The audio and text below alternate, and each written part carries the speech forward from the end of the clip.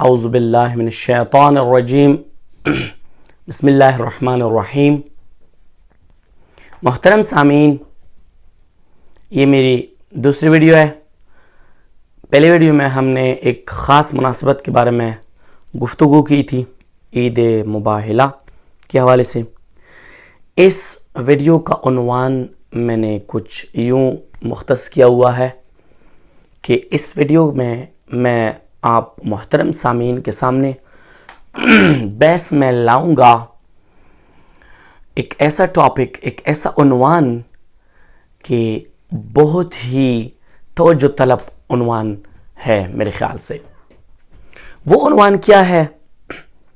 وہ عنوان ہے ہمارے ایک قیمتی سرمایہ کے بارے میں جنہیں معاشرے کے اکثر افراد اگنور کرتے ہیں، اس کو نظر انداز کرتے ہیں، اس سرمایہ کو، جو ہے ہمارے بچے۔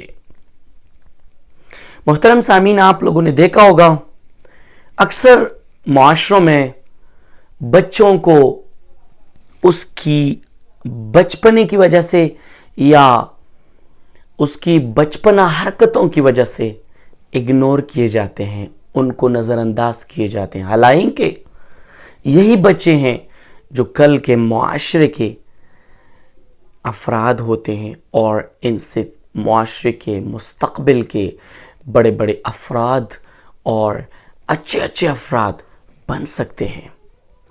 تو محترم سامعین، محترم ناظرین، اگر ہم سب تھوڑا اس بات پہ غور کریں تو یہی بچے ہوتے ہیں کہ جو کل کے معاشرے کے لیے سرمایہ بن جاتے ہیں، جیسے میں نے پہلے بھی عرض کیا ہے۔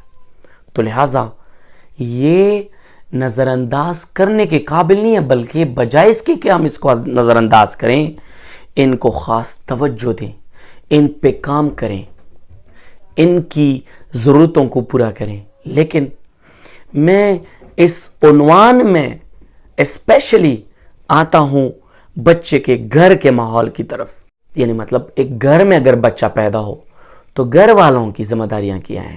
پہلے تو ہم اس بات پہ سوچیں کہ گھر میں بچے کے کون کون شامل ہوتے ہیں، کون ہیں وہ ہستیاں جن کے مرہون منت یہ بچے نشوونما پاتے ہیں، اور کون ہیں جو معاشرے کو بچے دیتے ہیں۔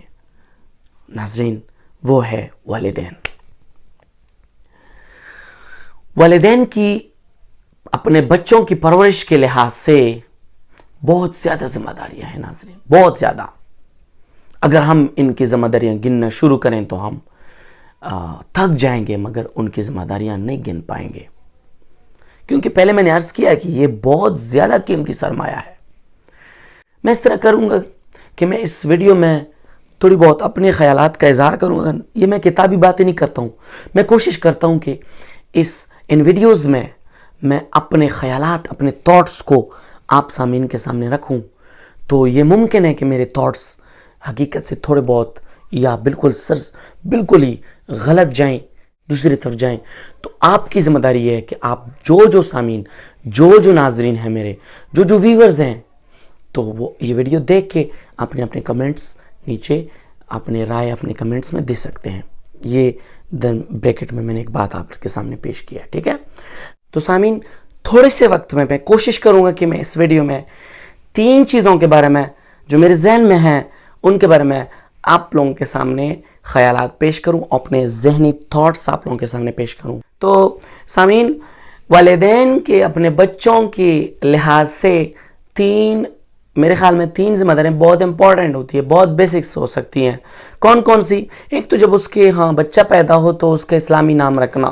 یہ تو ہم نے علماء سے بھی سنا ہے کہ جب بھی بچہ پیدا ہو تو اس کے والدین کی ذمہ داری ہے کہ اس کے اوپر اسلامی نام رکھیں، تاکہ وہ آگے جا کے کسی دوسرے کے سامنے اپنے نام کا اظہار کر سکیں۔ ایک تو اسلامی نام۔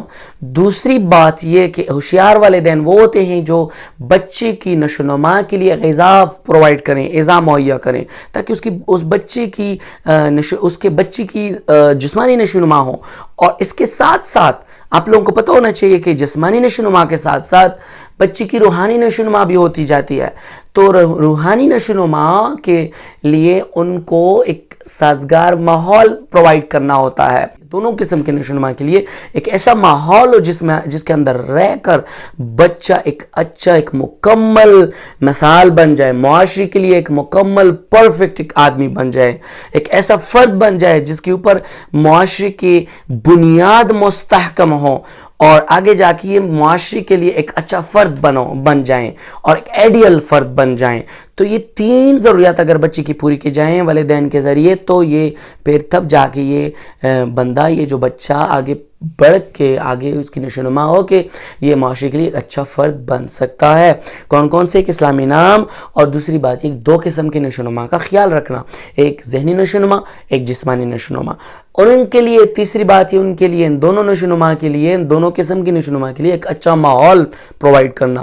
وہ ماحول ایسا ہو جو اسلامی ماحول ہو, اسلامی اقدار کے اوپر ہو, کوئی فضولیات لولاب میں بچے کو نہ چھوڑیں, تاکہ وہ بچہ اگر وہ اس ماحول میں رہیں تو اس کے جو جسمانی نشوونما تو اس کی ہوتی رہتی ہے, بچے کو اچھی خوراک ملتی ہے گھر میں, لیکن اگر ایسے لولاب کے ماحول میں اس کو چھوڑا جائے تو اس کے کون سے نشوونما پہ اثر ہوتی ہے؟ اس کے روحانی نشوونما پہ یہ ماحول بری طرح سے اثر انداز ہوتا ہے. تو ایسا بچہ جو اس ماحول میں رہتا ہے پھر آگے جا کے معاشرے کے لیے فسادی بن جاتا ہے اور معاشرے کے بنیادوں کو کھوکھلا کر دیتا ہے اور خراب کر دیتا ہے. تو ایسے بچے پھر معاشرے کے لیے خرابی کا باعث بن جاتی ہے اور باعث ذلت بن جاتے ہیں معاشرے کے لیے. تو محترم سامعین, یہ 3 پوائنٹس ہیں, اس کے اوپر سب نے سوچنا ہے اور ان کے اوپر عمل کرنا ہے. اگر والدین اس کے اوپر عمل کریں گے تو ہمارے بچے کل کے اچھے فرد بن سکتے ہیں معاشرے کے لیے. اور ایک اور بات جو میں اگلے ویڈیو میں ایکسپلین کروں گا,